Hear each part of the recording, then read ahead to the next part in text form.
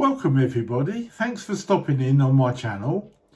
If you have central heating, you're a homeowner, DIY or an installer, sooner or later the central heating will develop a fault or a problem. This video is for you.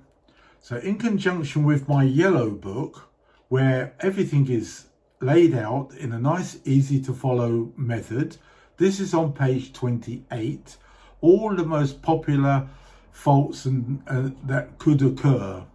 So if we start from the beginning, no particular order, but before we go, please like and subscribe to my channel because I've got more hints and tips coming along.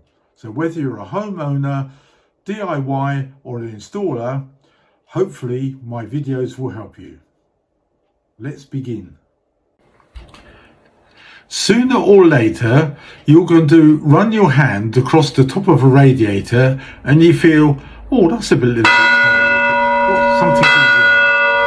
Now, I always recommend every single month of the year, including the summer, you switch the heating on to the thermostat 22 degrees. That'll bring the system on, and then give it 10 minutes at the most, and just go along each radiator and make sure that it's actually hot across the top, and then make a note of it. What happens is that the water evaporates through the steel, which is, people don't believe it, but that's actually what happens. The root cause is normally not enough inhibitor, which is Fernox F1 or X100. There's not enough of it in the system because that's really what part of that inhibitor does. So there's a telltale sign, but only a gas safe installer can actually measure the water quality and make sure that if it needs topping up, only they can do it.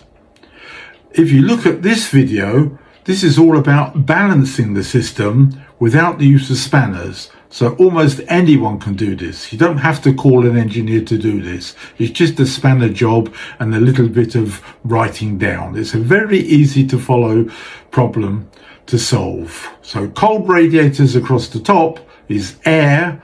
So make sure that if you do vent it, the first thing you do is to turn the boiler off to make sure that the pump stops, because the pump will induce air into the system. So you'll be going round in circles and you'll never get rid of it. So that's the crucial thing.